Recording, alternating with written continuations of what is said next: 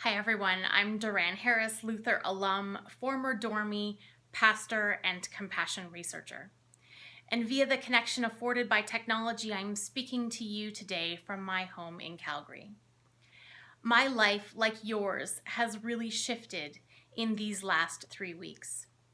It started with a family holiday that was curtailed by limits to public gatherings. Then it was unease about every cough and sneeze on the plane ride back to Calgary. Next, it was 14 days of self-isolation in our home.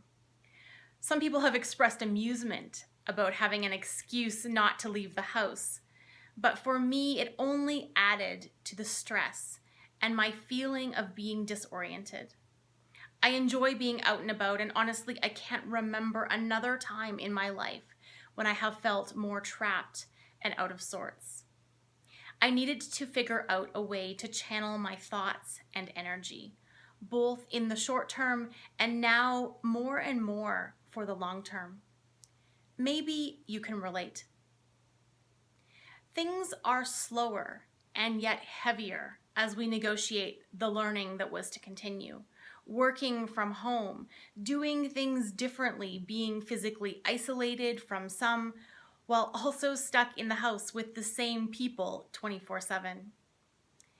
There is pressure to be productive during this time and overwhelm about taking care in this time too. So many messages coming at us about coronavirus and COVID-19, about staying connected and about staying apart. New rules for the way we move in the world, life now, life after, hopes dashed, new hope. So many messages coming at us. When we are being bombarded, when we are in a state of anxiety or confusion, having something to orient us gives us agency and a path forward.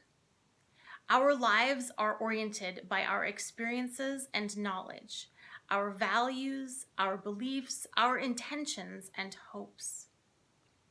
For Christians, our orientation, our meta-narrative, the big story that guides us, is God's promises fulfilled through the life, death, and resurrection of Jesus.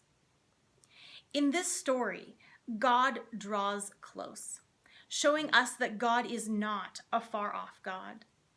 God moves among the people as Jesus teaches, heals, and eats with those from all walks of life in all kinds of places. God leans into the difficulty when Jesus is challenged and eventually killed. God reminds us that death and shadow, sorrow and disconnection are not the end, as Jesus rises from the dead, showing us new life. God's commitment to God's people continues in the gift of the Spirit that continues to move among us and inspire us to perpetuate God's life-giving nature. This story informs all of life, and especially the spaces of life where it seems God is far off, times when we are waiting for healing, feeling disconnected, and facing challenges. Sometimes we refer to these spaces as wilderness or desert spaces. In the church year, we acknowledge such spaces in the liturgical season of Advent and also the season of Lent that we are currently observing. At these times, things are pared back. It allows us to clear away the clutter and focus on what really matters, or notice what emerges into the openness. It's also a space where things aren't always clear and they aren't always pretty. I'm a compassion researcher rather than a kindness or happiness researcher because of this. Because compassion acknowledges that things aren't always clear and they aren't always pretty. Compassion literally means to suffer with. Compassion doesn't sweep suffering under the rug or ignore it in favor of positive thinking. Compassion has eyes to see and adds to that a willingness to alleviate the suffering, by bridging the gap between the suffering place and a place of wholeness and well-being. Compassion is a fit for wilderness places. It reflects our larger story in its transformation of brokenness and suffering into wholeness and well-being. It's also bigger than any one story. It resonates universally across cultures and religions, across geography and demographics and economics.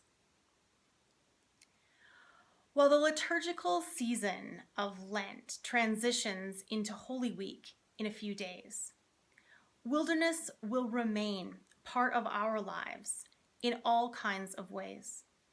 Some related to the global pandemic and all the upset and uncertainty that comes with that, and some related to other challenging circumstances that will arise and persist in our lives.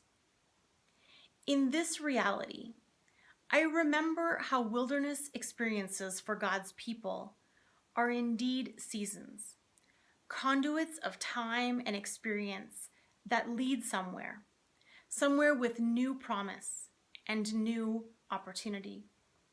I cling to that hope, even now. For me, compassion is a bridge between the lived experience of suffering and this hope. When we practice compassion, both for ourselves and for others, we bring into being again what was and is and will be, that journey once again from wilderness to new life that is at the heart of our story. So take care of yourself and look out for others along the way. Reach out for the help you need. Receive the help offered along the way to you. The Spirit continues to move among us, and we make the story come alive in our particular time and place. Courage and peace to you. I'm grateful to share this journey with you. Amen.